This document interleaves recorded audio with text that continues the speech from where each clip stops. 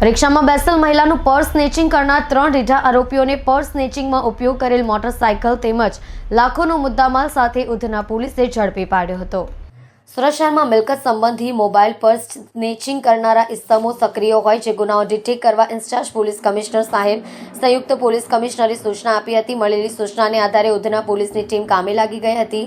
એક અઠવાડિયા પહેલા ફરિયાદીની માતા કાપોદ્રાથી ઊન પોતાના ઘરે ઉધના નવસારી રોડ ઉપર રિક્ષામાં જતા હતા। તે દરમિયાન રિક્ષા ઉધના સતનામનગર 4 રસ્તા પાસે પહોંચતા ફરિયાદીની માતાના હાથમાં રહેલ પર્સ જેમાં અલગ અલગ સોનાના ઘરેણા મોબાઈલ જેની કિંમત આશરે 1.20 લાખની ચોરી થઈ હતી, જે અંગે ઉધના પોલીસ ટીમ કામે લાગી ગઈ હતી। તે સમયે હેડ કોન્સ્ટેબલ મોહનસિંહ અને હેડ કોન્સ્ટેબલ ચિરાગભાઈને મળેલી બાતમીને આધારે ઉધના ભીમનગર ગરનાળા પાસેથી 3 રીઢાને ઝડપી પાડી તેમની પાસેથી ચોરીના રહેલા દાગીના મોબાઈલ સહિતના આશરે 1.20 લાખનો મુદ્દામાલ કબજે કરી વધુ કાર્યવાહી હાથ ધરી હતી।